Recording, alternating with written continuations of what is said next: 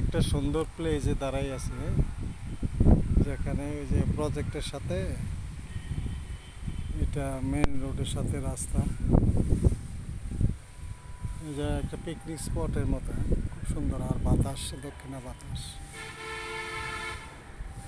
প্রচুর বাতাস, খুব সুন্দর জায়গা।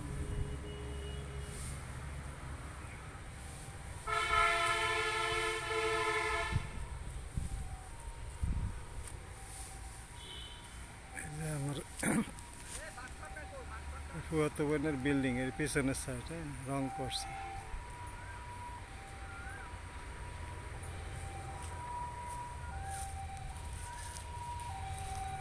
কি অবস্থা! তোমার থেকে এখান থেকে কথা বললাম তোমার সাথে, ওই যে পুকুরে পানি কমাইছিলাম।